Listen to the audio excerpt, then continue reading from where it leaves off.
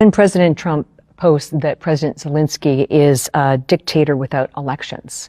What are you thinking? I think President Trump is very upset at President Zelenskyy, and in some cases, and rightfully so. Look, number one, Joe Biden had frustrations with Zelenskyy. People shouldn't forget it. There are newspaper articles out there about how he cursed at him in a phone call because Zelenskyy, instead of saying thank you for all your help, is immediately out there messaging what we're not doing or what he's not getting.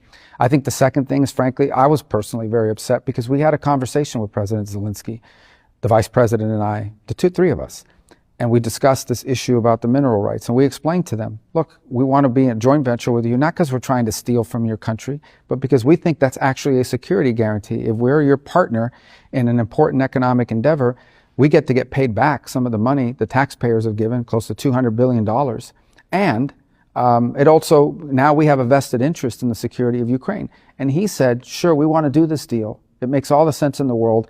The only thing is I need to run it through my legislative process. They have to approve it. I read 2 days later that Zelensky's out there saying, I rejected the deal. I told him no way that we're not doing that. Well, that's not what happened in that meeting. So you start to get upset by somebody. We're trying to help these guys. One of the points the president made in his messaging is not that we don't care about Ukraine, but Ukraine is on another continent. You know, it doesn't directly impact the daily lives of Americans. We care about it because it has implications for our allies and ultimately for the world.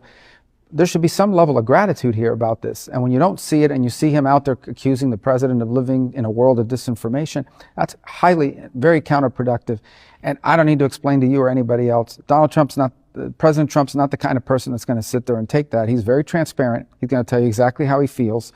And he sent a message that he's not going to get gamed here. He's willing to work on peace because he cares about Ukraine. And he hopes Zelenskyy will be a partner in that, and not someone who's out there putting this sort of counter messaging to try to, hustle us in that regard. That's not going to be productive here.